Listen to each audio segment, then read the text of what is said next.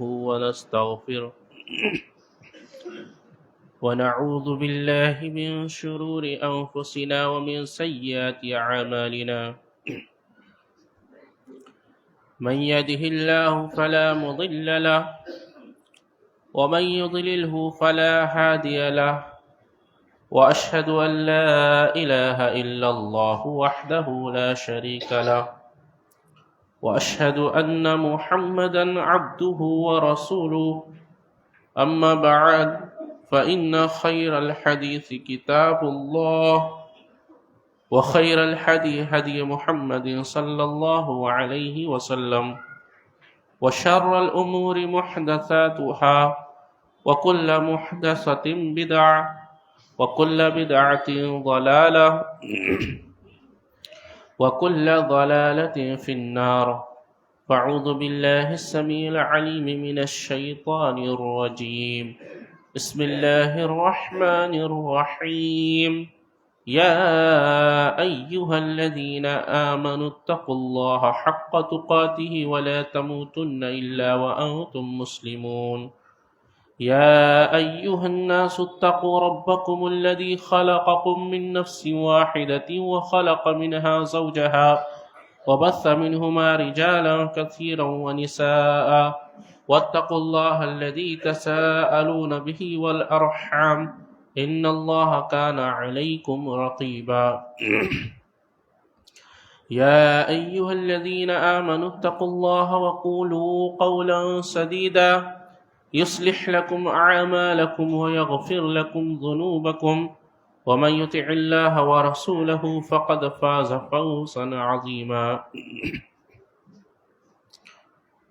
فأعوذ بالله السميع العليم من الشيطان الرجيم من حمزه ونفخه ونفثه بسم الله الرحمن الرحيم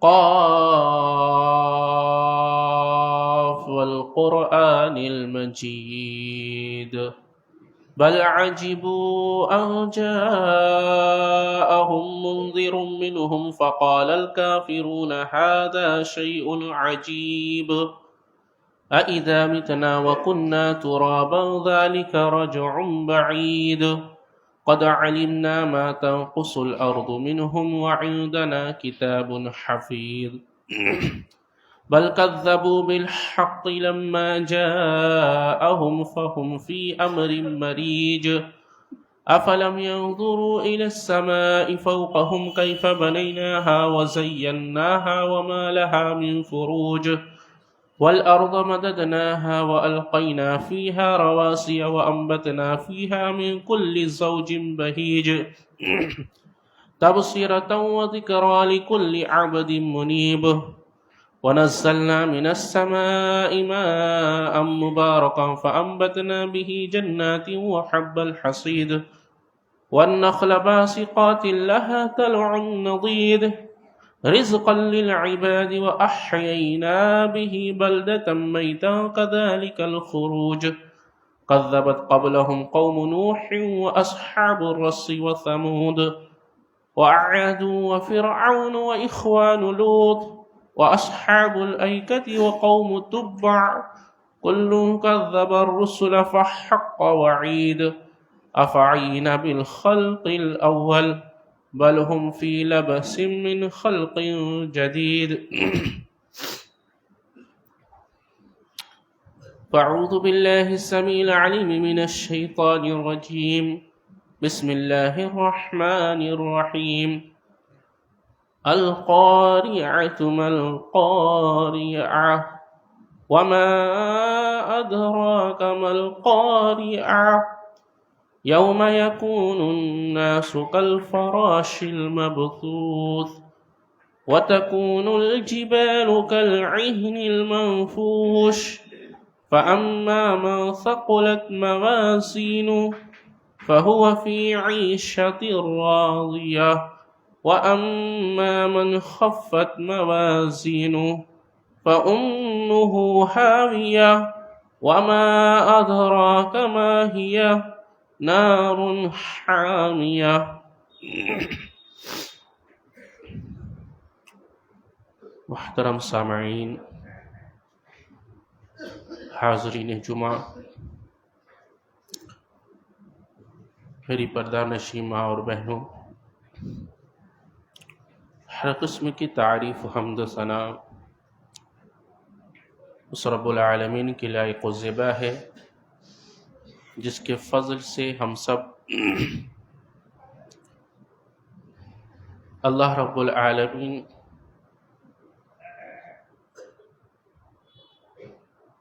کے مبارک مہینے کو ہم نے پایا، اور اس میں ٹوٹی پھوٹی جو بھی عبادتیں ہم سے ہو سکیں ہم نے کرنے کی کوشش کی۔ جنہوں نے کرنے کی کوشش کی وہ اللہ کا شکر کریں اور اللہ رب العالمین سے اس کے قبول ہونے کی دعائیں کریں، اور جنہوں نے کوششیں نہیں کی، کمیاں کوتاہیاں جن کی رہ گئی، وہ اللہ سے معافی مانگیں اور اللہ سے دعا کریں کہ اللہ رب العالمین ان کے ان سستی کو جو ان سے ہو گئی اس کو اللہ معاف کر دے، وہ اپنے کی گئی غلطی پر توبہ کرے، استغفار کرے۔ یقیناً جس نے اس ماہ مبارک کو نیکیوں کے ساتھ گزارا وہ اللہ کے یہاں سعادت مند ہوگا انشاءاللہ، اور جنہوں نے اس کو غفلت میں گزارا یقیناً وہی محروم ہوا۔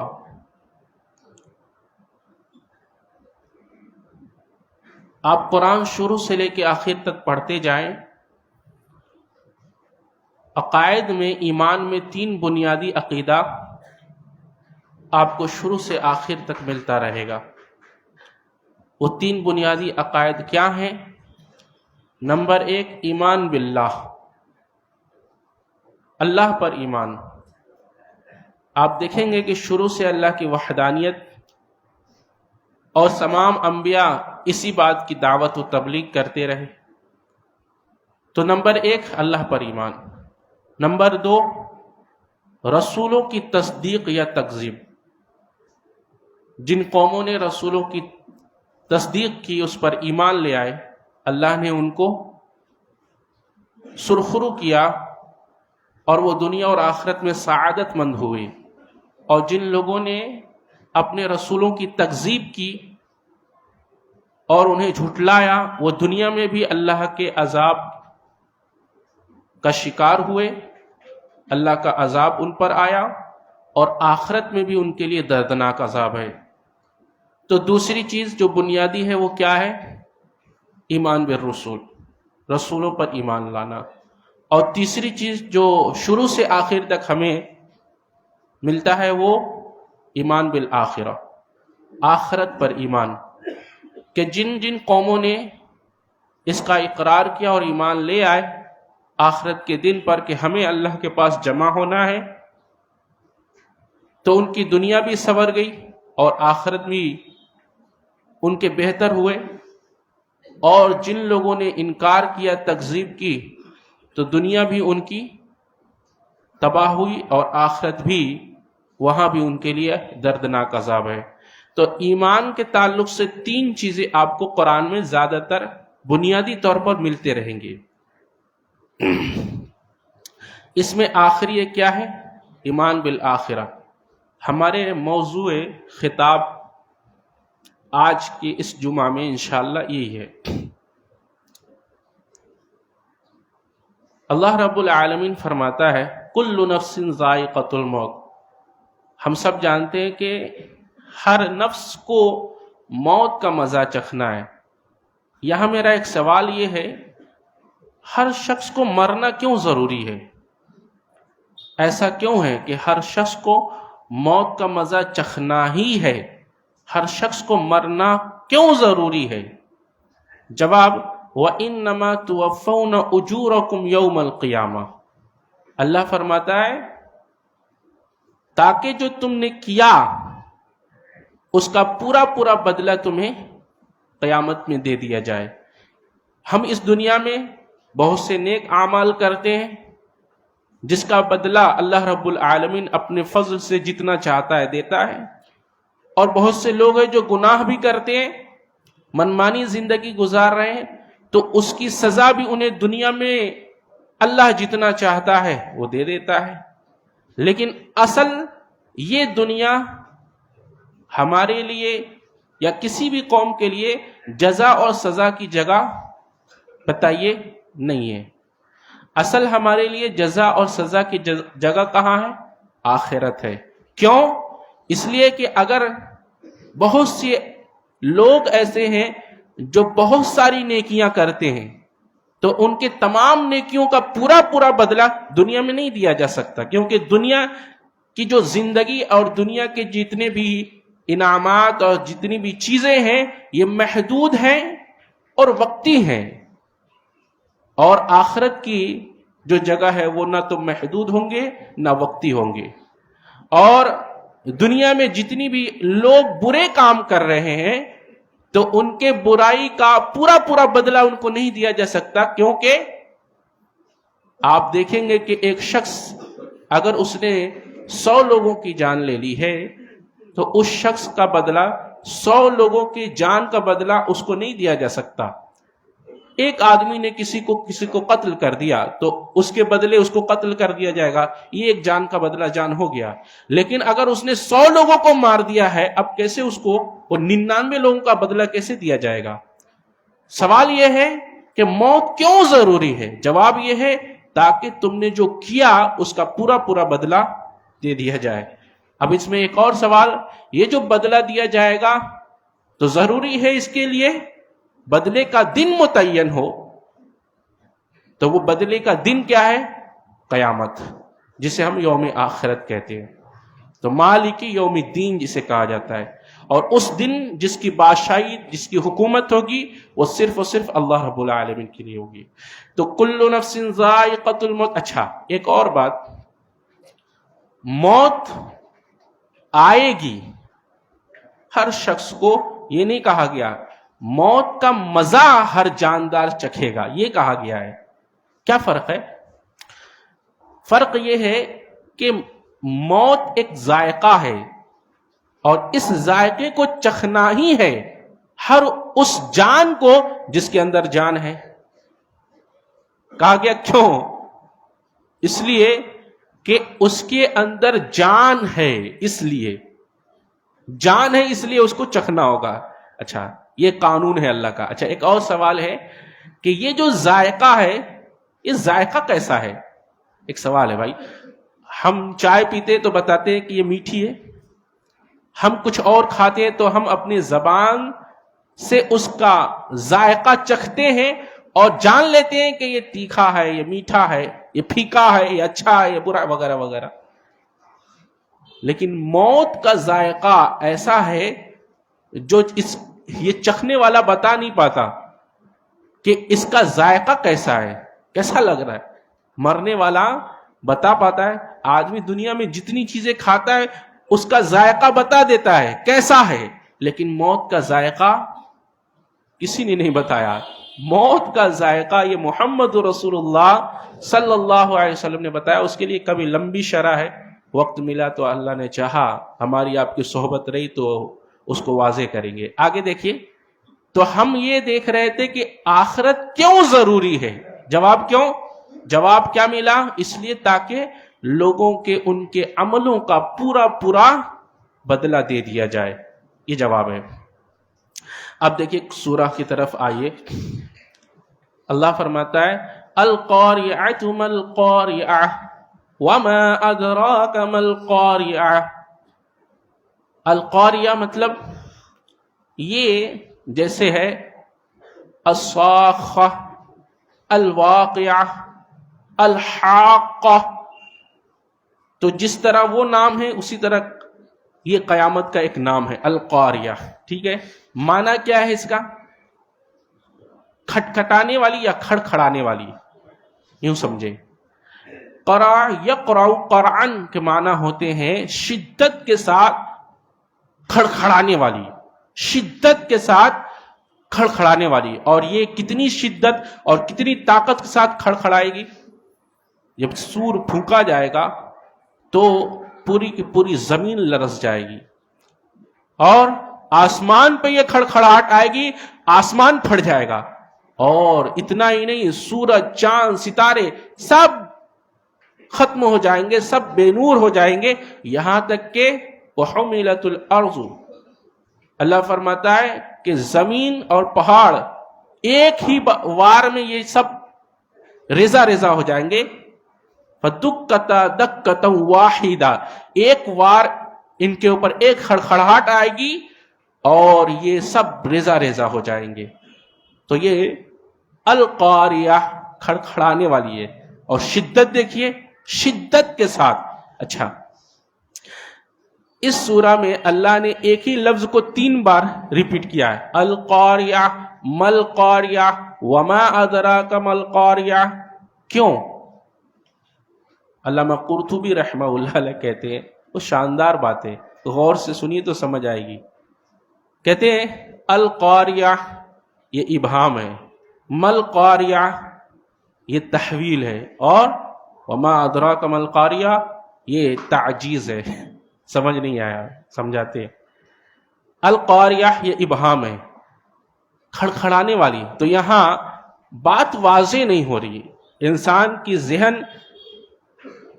کے ذہن میں تشویش پیدا ہو جا رہی، کیا ہے یہ چیز القاریہ؟ کیا کھڑکھڑانے والی؟ تو بات واضح نہیں ہو رہی ہے، لہذا کھڑکھڑانے والی چیز صرف ہم سن رہے ہیں، سمجھ نہیں آ رہا. سمجھ میں آیا؟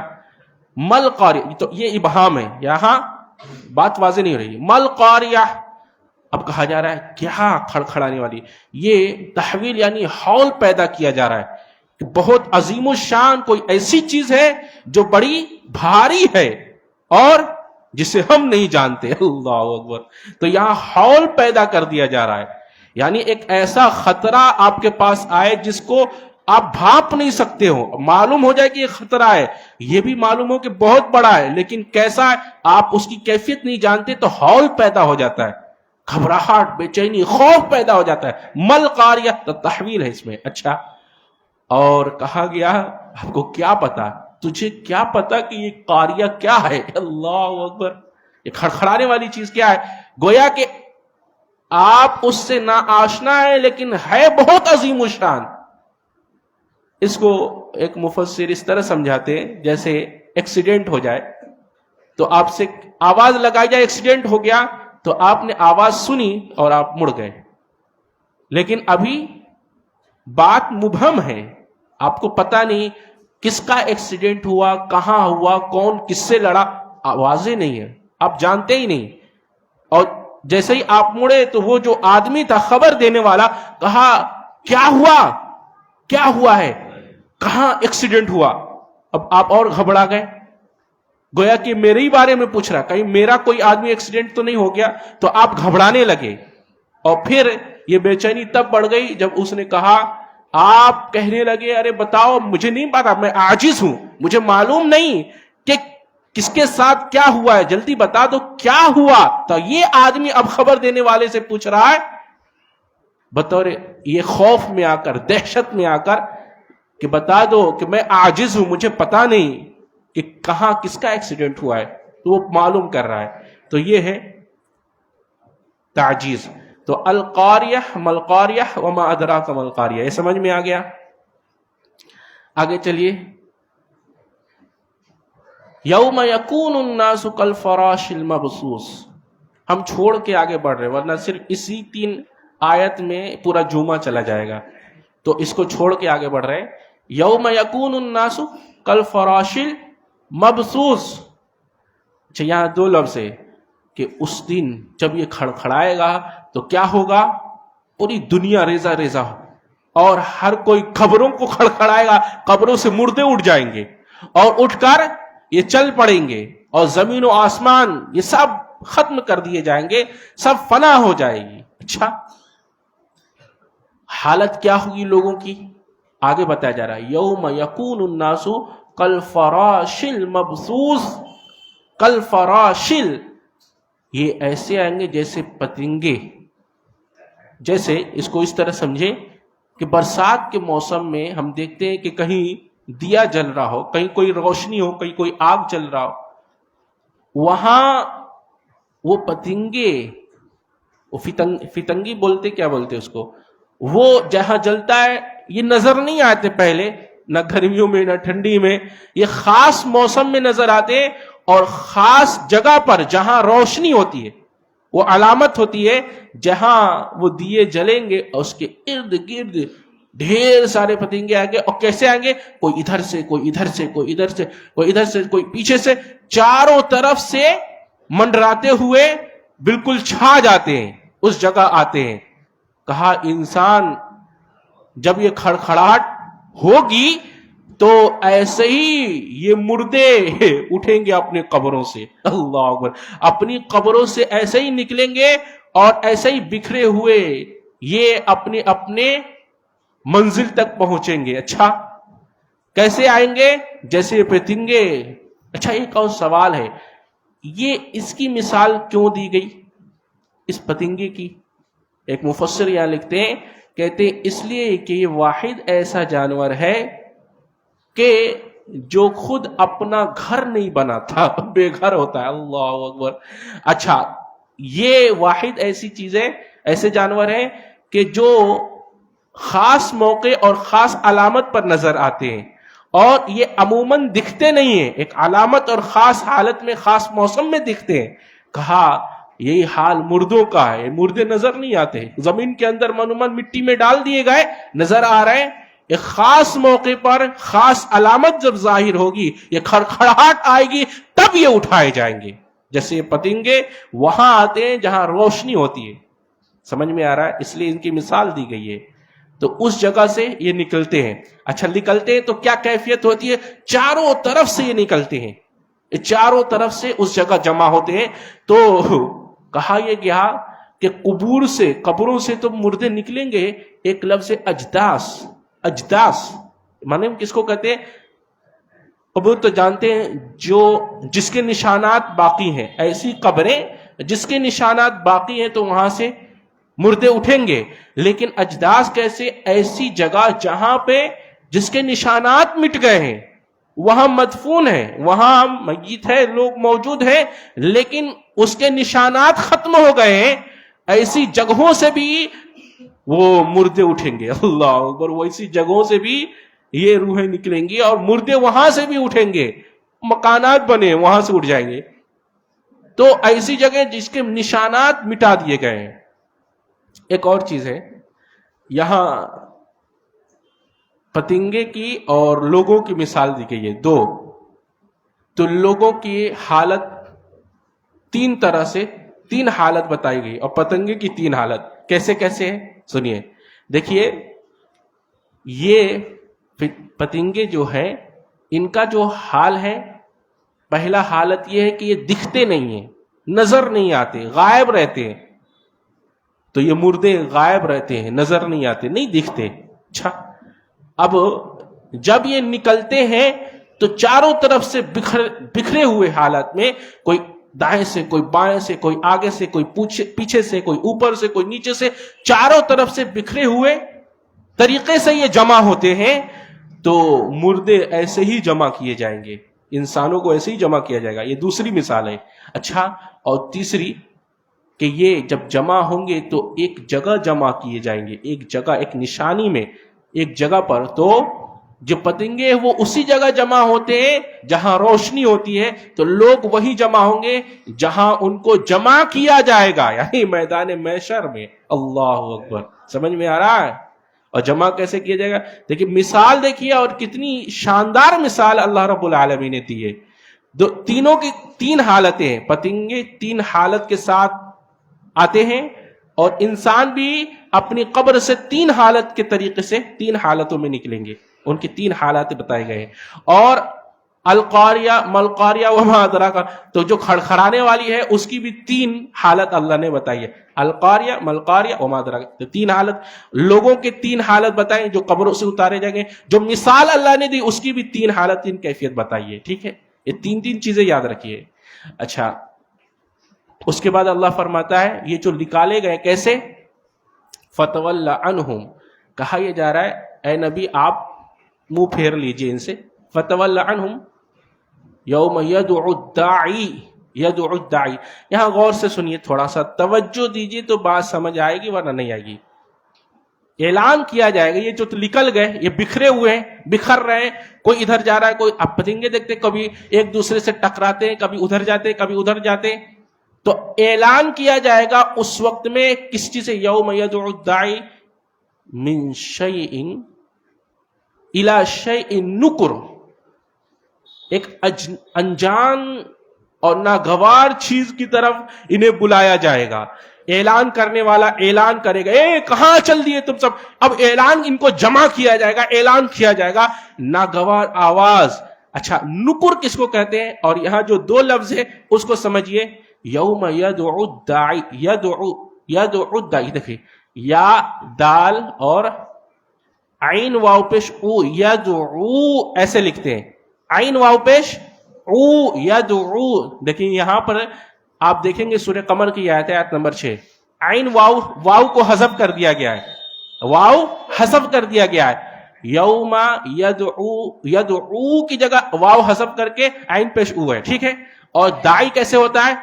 تو دال الف زبر دا اور عین یا زیر ای ہوتا ہے، لیکن یہاں پر بھی یا کو حذف کر کے عین زیر ای کر دیا گیا ہے.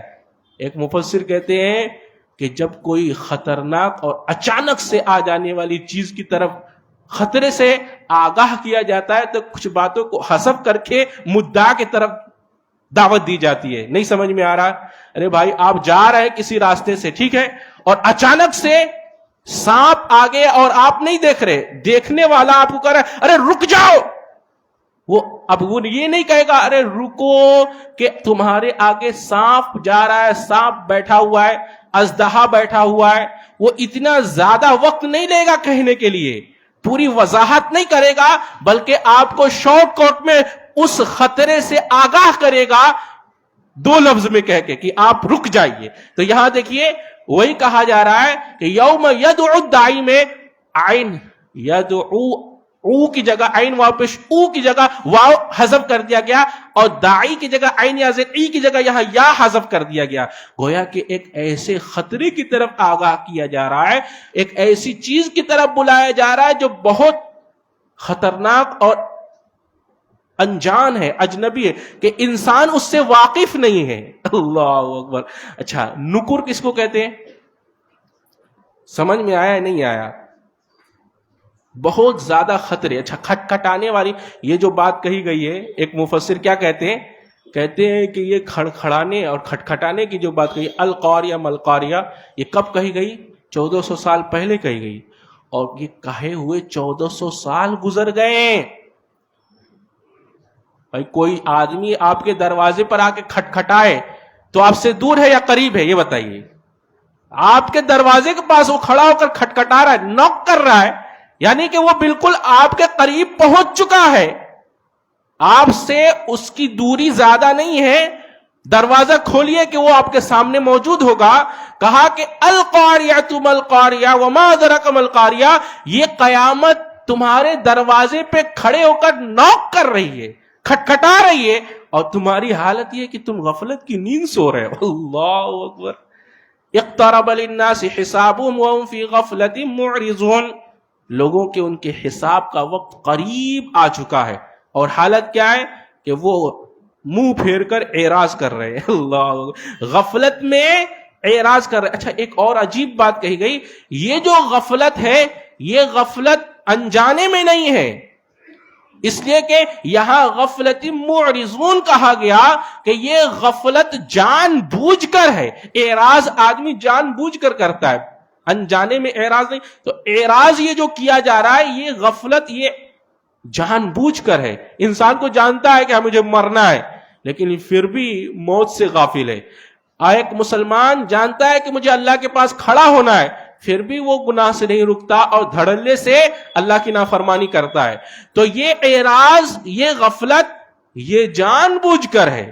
تو کہا یہ گیا کہ یہ القاریہ ملقاریہ وما ادراک ملقاریہ، یہ قاریت تمہارے بالکل قریب آ کر قیامت کھٹکھٹا رہی ہے اور تم پھر بھی اعراض کر رہے ہو، اس سے غافل پڑے سو رہے ہو. اللہ اکبر. اچھا ایک اور بات کہی جا رہی، کہا یہ جا رہا کہ یہ بات 1400 سال پہلے کہی گئی، اور یہ کہے ہوئے 1400 سال بھی گزر گئے. اب بتاؤ کہ کتنا قریب آ چکی ہے قیامت. نہیں سمجھ میں آ رہا؟ چلیے آگے بڑھیے. تو یوم یکون الناس کالفراش المبثوث، اللہ نے کہا کہ لوگ اس طرح نکلیں گے جیسے یہ پتنگے ایک خاص موسم میں خاص علامت کو دیکھ کر نکلتے ہیں اور بکھرے ہوئے ہوتے ہیں.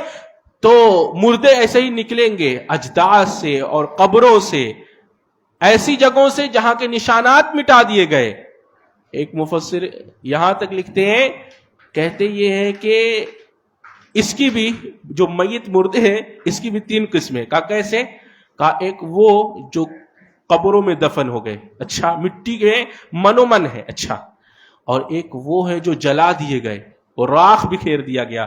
اور ایک وہ ہیں جن کو پرندوں نے یا جانوروں نے کھا لیا. تو کہا کہ ان کے اجزاء، ان کے جزو جو ان کے اندر موجود ہے، ان سے ان کو نکال لیا جائے گا. اللہ اکبر. تو مٹی میں جو گئے مٹی سے نکال لیا گیا، اور جن جانوروں کے وہ کھا چکے ہیں جو جانور، یہ ان سے ان کو اللہ نکال لے گا. اللہ اکبر. تو یہاں میت کی بھی 3 قسمیں، واقعیہ کی 3 حالت بتائی گئی، لوگ جو مدفون ہیں ان کی 3 حالت، جو مثال دی گئی اس کی 3 حالت. اب آگے آئیے. یوم یکون الناس کالفراش المبثوث وتکون الجبال کالعہن المنفوش. کہا یہ جا رہا کہ یہ تو ابھی چھوٹی چھوٹی چیزیں تھی، تم سے زیادہ وزنی، جو سب سے زیادہ بھاری ہے زمین پہ، وہ کیا ہے؟ پہاڑ. کہا یہ پہاڑ کو کھڑکھڑانے والی جب چیز آئے گی، یعنی قیامت آئے گی، تو اس پہاڑ کو جو اتنا بھاری ہے یہ روئی کی طرح اڑتے ہوئے پھریں گے. کالعہن المنفوش، یہ روئی ہو جائیں گے. سب سے ہلکی چیز کیا ہوتی ہے؟ روئی ہوتی ہے. کہا روئی، رنگین روئی کی طرح اڑ رہے ہوں گے. اچھا یہاں بھی 3 چیزیں ہیں، وہ غور سے سنیے. پہاڑ کی 3 حالت. ایک پہاڑ وہ ہے جو زمین کا کھوٹا ہے، وہ کھڑا ہے، اچھا. اور ایک پہاڑ، یہی پہاڑ کی حالت جب کھڑکھڑانے والی چیز آئے گی تو یہ فدکتا دکتا واحدہ، کہ یہ پہاڑ اور زمین کو اللہ ٹکرا دے گا اور یہ ریزہ ریزہ ہو جائیں گے. 2. اور تیسرا اڑا دیا جائے گا، یہ اڑیں گے آسمان میں. یہ 3 حالت. تو پھر 3 حالت یہاں پہاڑ کی بھی ہے اور روئی کی بھی 3 حالت ہے. پوچھے کیسے؟ وہ روئی جو کھیت میں ہے، ابھی کھیت میں ہے ایک، اور پھر اس کو دھننے کے لیے وہ جو اس کو کیا کرتے ہیں، اس کو دھونتے ہیں، تو وہ اس کی دوسری حالت. اور تیسری اس کو اڑا دیا جاتا ہے، پھونک مارو اڑ جائے، ہوا آتی ہے اڑ جاتا ہے. تو یہ 3 حالت روئی کی بھی ہے. جبال پہاڑ کی 3 حالت، روئی 3 حالت. وَتَكُونُ الْجِبَالُ كَالْعِهْنِ الْمَنْفُوشِ. اچھا ایک جگہ اور کہا گیا کہ لوگ جب نکلیں گے اور جمع کیے جائیں گے تو یہ ایسے ہوں گے جیسے کوئی ٹڈی دل لشکر ہو. کیسے؟ جیسے کوئی ٹڈی دل لشکر ہو. کہا کیسے؟ آپ ٹڈی دیکھتے ہیں کبھی کسی کھیت میں، وہ جو ایسے ایک کیڑا ہوتا ہے جو کھیت میں اگر چند منٹ کے لیے آ جائے پورے کھیت کو چاٹ جاتا ہے. ٹڈی دل لشکر، یہ سورج کے سامنے آ جائے تو سورج کی روشنی کو زمین میں نہیں پڑنے دیتے. یہ اس طرح استمانند میں ہوں گے. تو جب لوگ نکلیں گے تو لوگوں کی تعداد ایسے بتایا کہ ایسے ہوں گے جیسے ٹڈی دل لشکر ہو. اللہ اکبر. کہ فوج در فوج قبروں سے، زمین سے لوگ اٹھ اٹھ کر آ رہے ہوں گے. اور ایسی جگہ جہاں کے نشانات مٹ گئے، اجداث. اللہ اکبر. وَتَكُونُ الْجِبَالُ كَالْعِهْنِ الْمَنْفُوشِ. تو یہ پہاڑ ریزہ ریزہ کر دیے جائیں گے، دھنی ہوئی اون کی طرح یہ اڑ رہے ہوں گے. وَتَكُونُ الْجِبَالُ كَالْعِهْنِ الْمَنْفُوشِ فَأَمَّا مَنْ ثَقُلَتْ مَوَازِينُهُ. یہاں بھی 3 چیزیں ہیں، ایک ہے عمل اور ایک ہے ترازو. غور سے سنیے. تو ترازو بھی 3 حالت ہے اور عمل بھی 3 طرح کے ہیں. کیسے؟ ایک عمل وہ ہیں جن کی نیکیاں ان کی برائیوں پر غالب آ جائیں گی، ان کی نیکیاں زیادہ ہو جائیں گی وزن میں اور ان کی برائیاں کم ہو جائیں گی، لہذا ایک لوگ وہ ہیں، اور دوسرا جن کی برائیاں زیادہ ہو جائیں گی اور نیکیاں کم ہو جائیں گی، دوسرے لوگ، اور تیسرے وہ لوگ جن کی نیکیاں اور برائیاں دونوں برابر ہو جائیں گی۔ انجام بھی تین جگہیں بھی تین ہے، کیسے دیکھیے، تو جن کی نیکیاں زیادہ ہو گئی ان کا انجام جنت، جن کی برائیاں زیادہ ہو گئی ان کا انجام جہنم، اور جن کی نیکیاں اور برائیاں برابر برابر ہو گئی انجام ابھی فی الحال روک دیا جائے گا ان کو، آراف میں رکے رہو اللہ، یہاں تک کہ تمہارے بارے میں فیصلہ کر دیا جائے۔ تو یہ تین جگہ ہے۔ اچھا، موازین یہ ترازو کے لیے کہا گیا ہے، میزان کی جمع ہے موازین، ترازو۔ اچھا، یہ ترازو کیسے ہوں گے؟ اس کی بھی تین قسمیں تولے جائیں گے، تو ایک تو وزن کیا جائے گا، اچھا، اور ایک ناپا جائے گا، ناپنے والی چیزیں، اور ایک انداز اور قیاس۔ جیسے آپ دیکھیں کہ بکرا خریدتے ہیں تو دیکھتے ہیں، اچھا اندازہ لگا لیتے ہیں یہ بکرا اتنے کا ہے، یا کوئی پیڑ جو پھل سے لدا ہوا ہو دیکھتے ہیں اور اندازن کہہ دیتے ہیں یہ پیڑ 1 لاکھ کا خرید لیتے ہیں۔ اب اس پیڑ کو آپ نے قیاسن اندازن خریدا ہے، تو ایک وزن یہ ہے جو قیاس اور اندازن کے ساتھ خرید لیا جاتا ہے، اور ایک وزن یہ ہے جس کو ناپا جاتا ہے، اچھا تولا جاتا ہے، وزن کیا جاتا ہے، اور ایک وزن کیا ہے جس کو گنا جاتا ہے اللہ اکبر۔ تو اعمال تولے جائیں گے، گنا نہیں جائے گا۔ ایک مفسر کہتے ہیں اس سے معلوم ہوا کہ عمل میں اخلاص ضروری ہے، اللہ کو کوانٹٹی چاہیے، اللہ کو کوانٹٹی چاہیے نہیں بلکہ کوالٹی چاہیے۔ کوانٹٹی بہت زیادہ، اگر زیادہ عمل چاہیے تو گنا جاتا، لیکن اللہ کے وزن والا عمل چاہیے، یعنی کوالٹی اچھی ہو اللہ اکبر۔ اب جن لوگوں نے رمضان کا روزہ نہیں رکھا ہے، بغیر کسی عذر کے پوری زندگی روزہ رکھ لیں، وہ رمضان کے ثواب ان کو تھوڑی ملنے والا ہے، سمجھ میں آ رہا ہے؟ تو جو کوالٹی رمضان کے روزے میں ہے دوسرے روزوں میں مل سکتی ہے؟ نہیں مل سکتی، وہ کوالٹی آ ہی نہیں سکتی، لہذا یہاں وزن کے بارے میں بتایا گیا۔ تو یہ وَتَكُونُ الْجِبَالُ كَالْعِهْنِ الْمَنْفُوشِ فَأَمَّا مَنْ ثَقُلَتْ مَوَازِينُهُ فَهُوَ فِي عِيشَةٍ رَاضِيَةٍ، تو ان کو عیش اور رضا کی زندگی ہوگی۔ اور یہ کیسا ہے؟ ایک مفسر لکھتے کہتے ہیں کہ ایک تو رضا یہ ہے کہ آپ راضی ہو کر جنت کی نعمتوں میں چلے گئے، یہاں کہا جا فی عیشۃ راضیہ، اور جنت کی نعمتیں جنت آپ سے راضی ہو جائیں گی، لہذا وہ آپ کو تلاشیں گی اللہ اکبر، جو خواہش کریں گے وہ آپ کے سامنے آ جائیں گے، جو آپ کا دل خواہش کرے گا آپ کے سامنے وہ چیزیں، وہ نعمتیں آ جائیں گی اللہ اکبر۔ تو فَأَمَّا مَنْ ثَقُلَتْ مَوَازِينُهُ فَهُوَ فِي عِيشَةٍ رَاضِيَةٍ وَأَمَّا مَنْ خَفَّتْ مَوَازِينُهُ، اور جس کے برائیاں زیادہ ہو گئیں تو ان کے لیے حاویہ، فَأُمُّهُ حاویہ۔ عجیب بات یہ ہے یہاں ماں کہا گیا ہے، حاویہ، ماں اور حاویہ کیا ہے اس کی لمبی شرح ہو جائے گی۔ اس کے بعد کہا جا رہا ہے نارٌ حامیہ، اللہ کہتا ہے وہ جانتے ہو یہ حاویہ کیا ہے، تمہیں اس کا ادراک نہیں ہے، تم اس سے ناواقف ہو، ہم بتاتے ہیں۔ نارٌ حامیہ، یہ جھلسا دینے والی، یہ جلا دینے والی، یہ حرارت والی، یہ گرم آگ ہے اللہ اکبر۔ اچھا، اللہ کہہ رہا ہے گرم آگ ہے، تو مطلب ہماری جو آگ ہے وہ گرم نہیں ہے۔ اللہ کے رسول صلی اللہ علیہ وسلم نے فرمایا کہ دنیا کی جو آگ ہے یہ جہنم کی آگ کا 17واں حصہ ہے، مطلب 69 گنا زیادہ، 69 حصہ زیادہ جہنم کی آگ دنیا کی آگ سے زیادہ گرم ہے اللہ اکبر۔ اور ایک دوسری روایت ہے اللہ کے رسول صلی اللہ علیہ وسلم فرمایا کہ جہنم نے اللہ سے شکایت کی کہ میرا ایک حصہ دوسرے حصے کو کھا رہا ہے، تو اللہ تعالیٰ نے 2 سانس لینے کی اجازت دی، لہٰذا وہ ایک سانس لیتی ہے جس سے ہم سردی محسوس کرتے ہیں، اور ایک سانس لیتی ہے جس سے ہم گرمی محسوس کرتے ہیں۔ اللہ کے رسول صلی اللہ علیہ وسلم فرمایا کہ گرمی جب شدت کی ہو جائے تو اس کو ٹھنڈا کر کے پڑھو، یعنی ظہر کی نماز۔ کیوں؟ کیونکہ یہ جہنم کی جوش کی وجہ سے ہے۔ اللہ سے میں آخر میں دعا کرتا ہوں رب کریم ہمیں اچھی سمجھ، اچھا پڑھنے کی توفیق عطا فرمائے۔